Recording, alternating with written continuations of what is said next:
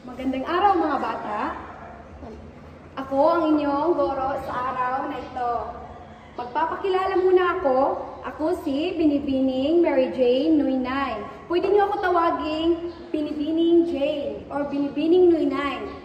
Ngayong araw ay ako ang inyong guro sa aralin na ito. Bago ko formal na simulan ang ating diskusyon ay manalangin muna tayo. Magsitayo ang lahat para sa ating panalangin. Magsitayo. In the Father, the Son, the Holy Spirit. Amen. At ngayon, bago kayo umupo ay nais ko munang ipapulot sa inyo ang inyong mga basura sa ilalim ng inyong upuan. Pakipulot muna ang inyong mga basura sa ilalim ng inyong upuan at sa likod, lalo na sa harap.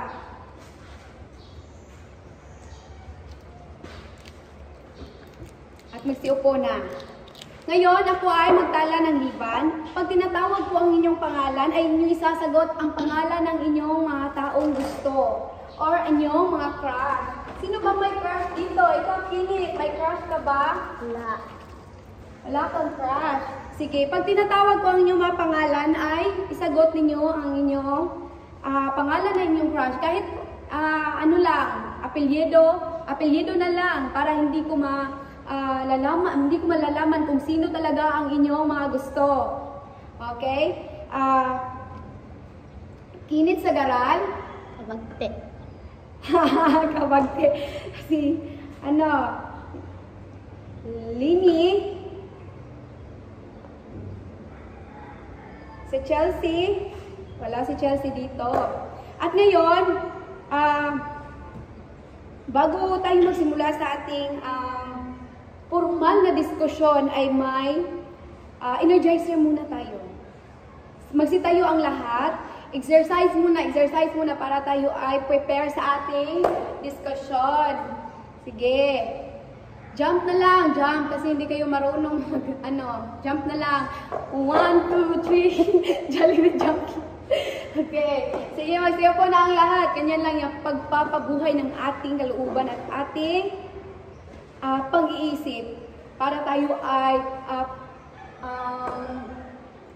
mag-participate sa ating diskusyon. Ngayon ay ipapakita ko sa inyo ang ating layunin. Ating anong tuntunin sa ating klase, sa ating subject na ito. Una ay ang panatilihing malinis ang silid-aralan, huwag magkalat at linisin ang sariling upuan bago umalis. No? Kailangan natin linisin ang ating mga upuan bago tayo pumasok o bago tayo umalis. Pangalawa naman ay dumating sa klase na maaga at maghanda sa aralin. Tayo ay dumating ng maaga dito sa ating silid-aralan at maghanda sa ating mga aralin. Pangatlo naman ay maging magalang sa guro at sa kapwa mag-aaral. No? Kailangan nating galangin ang ating guro at mga kapwa classmates natin, lalo na may magsasalita dito sa harap. At pangapat naman ay hindi natin makikita, ito ay ang makinig ng mabuti habang nagtuturo ang guro o may nagsasalita sa harapan. No? Kailangan nating makinig at pag-una ng pansin pag may magsasalita dito sa harapan katulad ng aking ginagawa ngayon. At ngayon ay bago natin formal na simulan ang ating diskusyon ay ito ang ating layunin sa aralin. Ipapakita ko, alam niyo ba, may nalalaman na ba kayo kung ano ang ating tatalakayin ngayong hapon? Wala, okay. May ipapakita ako sa inyo na may gagawin tayo na aktibidad. No? Ang gagawin natin na aktibidad ay ano ang nakikita mo sa mga litra na ito? Ano ang mabubuo mong salita? Kini, pumunta ka dito sa harapan.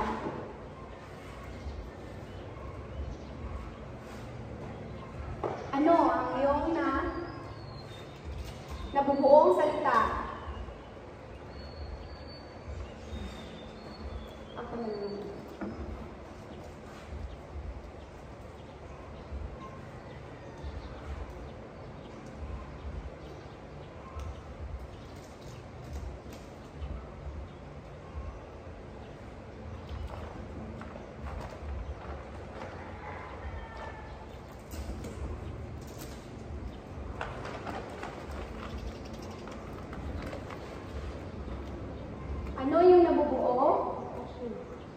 pakibasa?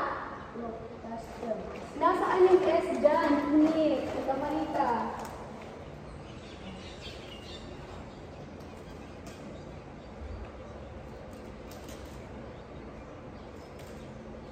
Tama, magaling. Bigyan natin ng 5 palakpak si Kinit. 1, 2, 3, 4, 5. Kasi magaling siya. At pangalawa naman ay, wala ibang magsasagot kundi si Kinit pa rin. Pangalawa, ano ang yung nabubuong salita sa mga litra na ito, Kinit?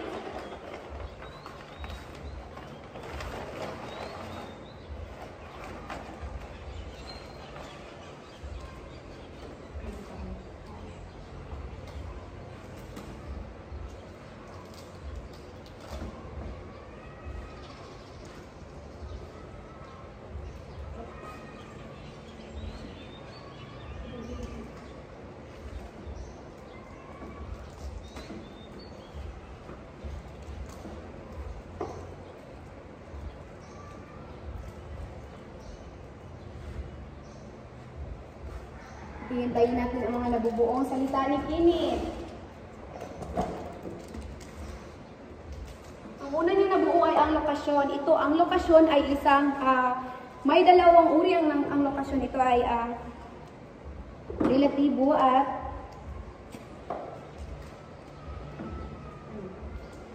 ngayon pa, sa pangalawa ay, ang una niyang nabuo ay ang lokasyon. Ang lokasyon ito ay ang tutukoy sa isang lugar o pagtutukoy sa isang lugar o distribution ng tao sa isang lugar. Ang pangalawa naman ay ang kanyang nabuo ay ang kalupaan. Ito ay ang mga kalupaan dito sa ating daigdig na pwedeng tinataniman, sinasakahan o pinagtatayuan ng mga haligi o mga kalupaan tulad ng lambak, talampas, bulkan, ganyan. At sa pangatlo naman, Kinit, ikaw na yung mag-ano nito lahat. Sa pangatlo, ano ang yung nabuo na salita? I mean, words na yung nabuo sa isa, kasama mga litra na ito.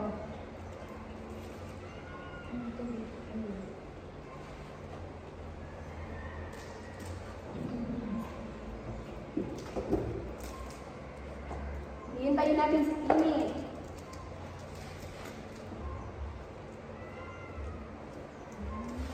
Kasi absent na kanyang ibang kaklase, kaya siya muna ngayon ang mag-participate sa ating klase kasi wala ang iba.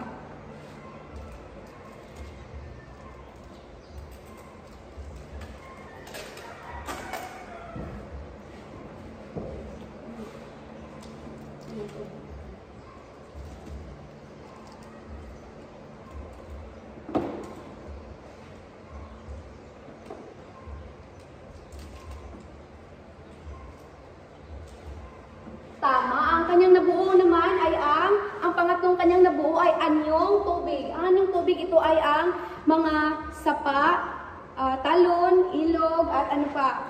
Mga anyong tubig na kanyang nabuo sa salita nito. At pang-apat naman ay ako naman na lang ang mag-ayos nito. Ito ay ang atmosfera. Ang pang-apat ay atmosfera. Ito ay tumutukoy sa paggalaw ng hangin na naapektuhan ang salik tulad ng presyon, temperatura at pag-ikot ng daigdig.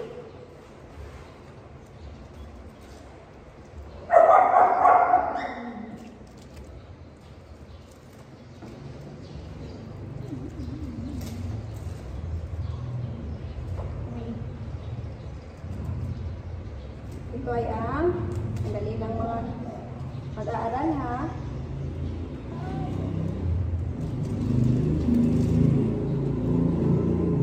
Ito ay pagtukoy natin sa paggalaw ng hangin, lalo na't may bagyo, pagbabago ng ihip ng hangin, ganyan. Ito ay ang atmosphere. So ngayon ay itatanong ko sa inyo, ano ba ang inyong ano ang ating tatalakayin ngayong araw? Kinid, ang tatalakayin, sa tingin mo, ano ang tatalakayin natin ngayong araw? Yon. Oh, tama. Isa na dyan ang lokasyon, kinid, pero ang ating tatalakayin ngayong hapon ay ang pakibasa, kinid. Geographiya. Tama. Ang geografiya ay isang siyentipikong pag-aaral o pagtukoy isang pag-aaral sa pisika ng anyuan ng daigdig, kabilang na dito ang pag-aaral sa katangiang lupain, tubig, atmosfera at lokasyon. Ang geografiya ay nanggaling sa salitang Griego na ang geo naman ay nangangahulugang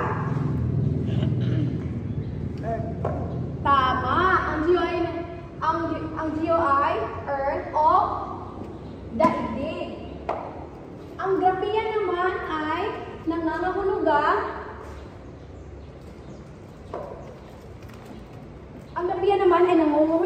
pagsulat o paglalarawan. Ibig sabihin, ang geografiya ay nangangahulugang paglalarawan sa daigdig. Ngayon ay ang geografiya ay kabilang na dito ang populasyon, bansa, at katangian ng mamayang naninirahan dito sa mundo, no? Kabilang mga bagay na natatagpuan sa ating daigdig. Ang geografiya ay nagmula sa salitang Griego na ang geo ay ito ay ang earth or daigdig, at ang grafiya naman ay isang paglalarawan o pagsusulat sa daigdig. In one word ay paglalarawan ng daigdig, no? Ang geografiya ay pinag-aaralan ng mga dalubhasang geografiyo, no? Upang maintindihan nila ang mga pagbabagong naganap sa ating mundo at kung ano ang bagay na nakakaapekto sa ating bansa at ating daigdig o nakakaapekto dito. So ngayon ay nais kong gawa sa inyo na papangkat-pangkatin ko kayo ng tagdadalawang pangkat at bawat pangkat ay gumawa ng tanong sa mga salita na binuo ng ating Jeopardy board. Halimbawa ay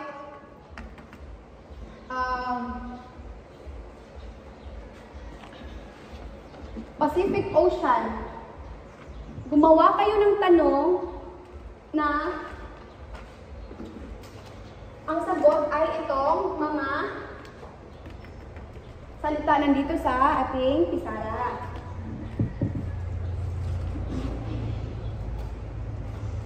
Halimbawa, ano ang pinakamalaking karagatan sa ating daigdig? Ay ang Pacific Ocean. Gumawa kayo ng mga tanong na nagbabase dito o ang sagot ay ito. Ang sagot ay nasa ating Jeopardy board. Bawat salita dito ay gawa nyo ng mga tanong. Bigyan nyo kayo ng 15 minutes para bumuo.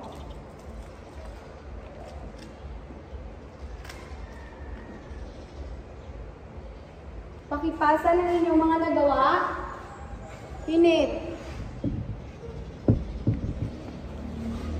Jolian. Pakipasa. Bawat pangkat.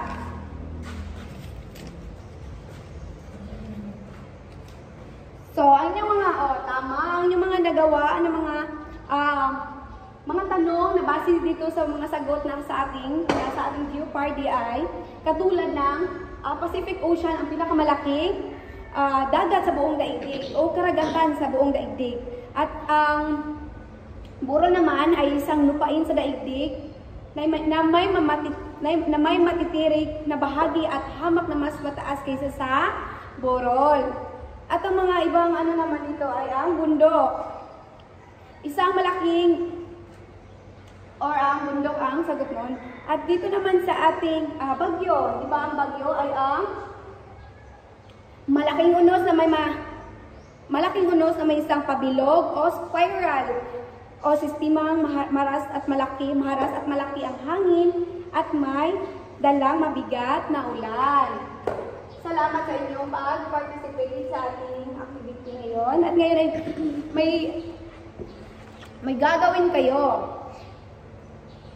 Dahil naipasa niyo na ang inyong pangalawang aktibidad at nasagutan niyo ng tama ang bawat letra, bawat salita dito, katulad ng gamit, lamig, grupo, bundok, karagatan, direksyon. Ang direksyon naman ay sa direksyon sa pagtukoy kung saang lugar ang inyong gustong pupuntahan o saang lugar ang inyong tutukuyin kung saan kayo papunta o pabalik. At ang lamig naman ay ito ang sistema ng ating panahon. Makakaranas tayo ng taglamig, lalo na pag December. At then, klima naman ay ating pagbabago-bago ng klima ng ating panahon. At sa gubat naman, ang gubat ito ay ang kagubatan or mga kakahuyan na makikita natin sa daigdig. Katulad ng nasa inyong ngayon ay alam niyo na ba kung ano ang ating tatalakay ngayong hapon? Ito ay ang init, pakibasa? Geografiya. Tama, ang geografiya. At ngayon ay papakita ko sa inyo ang ating layunin sa ating takdang aralin ngayon. Una ay ang naipapaliwanag ang kahulugan ng geografiya sa pamamagitan ng pagsasagot sa ating jumble word. Nakakagawa at nakakasagot sa mga tanong tungkol sa kahalagahan ng geografiya sa pag-aaral ng kasaysayan ng daigdig sa pangkatang gawain natin.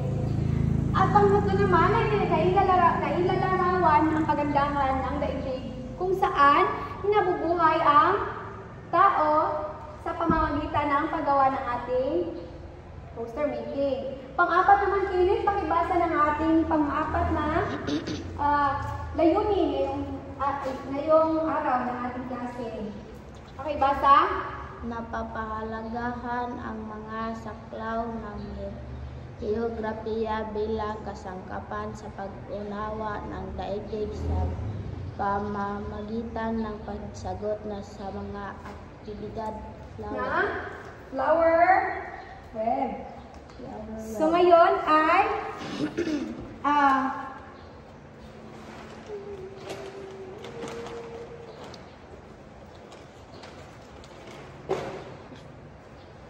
ang ating tatalakayin ay ang geografiya at ang geografiya ay isang larangan kung saan pinag-aaralan ang pisikal na kanyuan ng daigdig at ang kabilang na dito ang mga lokasyon, kalupaan, anyong tubig at atmosfera. Ngayon ay nasasagutan nyo na ang ating mga aktibidad. Ngayon ay nais kong sagutan nyo naman ang ating mga ating memory game. So, may ipapakita ko sa inyo dito na kaparehong larawan at hanapin nyo kung ano ang sa bawat larawan na inyong nahahanap, hanapin nyo ang kaparehan nito at bumuo kayo ng salita o larawan. Ano ang iyong mabuo sa larawan? O anong ibig sabihin nito? O ano ang meron sa larawan? Tama? Sige, Kenneth. Hanapin mo ang kaparehong larawan nito. Sige.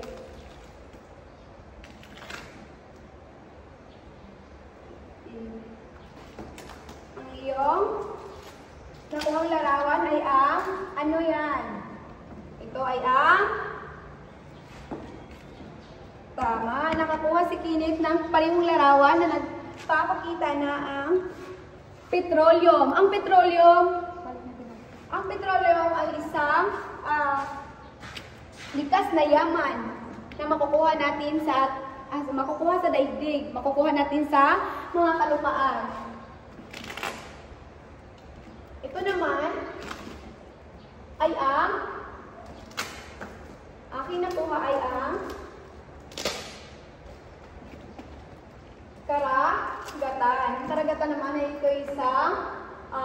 anyong tubig sa ating daigdig. At ito ang namumuong mga katubigan sa ating katulad ng karagatan, lawa, ilog, sapa, kahit ano.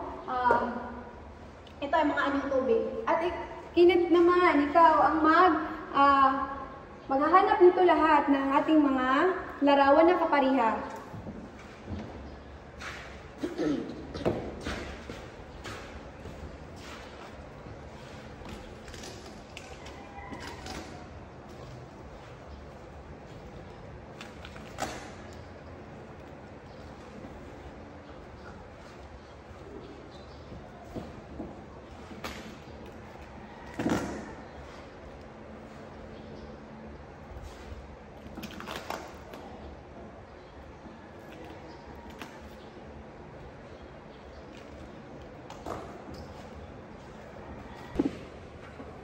Okay, ang mga nabuo ni Kinit ay ang una ay ang anyong tubig. Ito ay ang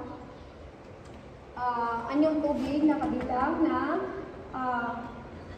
larawan sa ating daigdig. At kung ito rin ay ito ay isang river, or ito ay makikita sa Congo. Ito ay ang Congo River, no?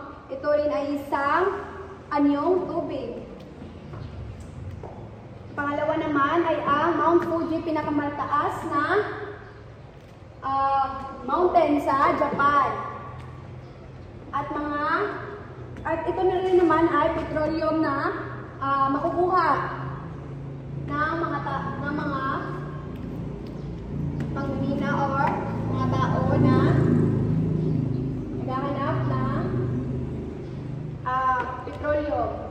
Pinukuna na. Ito naman ay tundra. At ngayon ay may papakita ako sa inyo, may papagawa na naman ako sa inyo na aktibidad.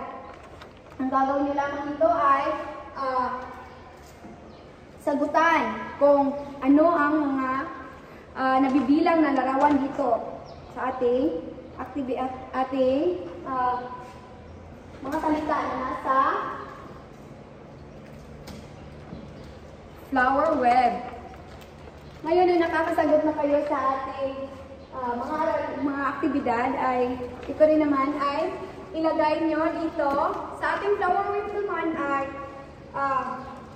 geography ay ilagay nyo dito ang mga larawan na nabubuo ng ating mga salita na nandito. Kinit, may ibibigay ako sa inyo ng mga larawan at ilagay nyo ito kung saan ito nabibilang ang mga larawan na ito. Una ay ang flora at fauna. Pangalawa ay klima at panahon. Anyong tubig at interaksyon ng tao. Anyong lupa. At ngayon ay hanapin nyo ang mga larawan na nabubuo o nakikita o nangangahulugan sa mga salita na nasa ating flower web. Sige, lagay nyo na dito.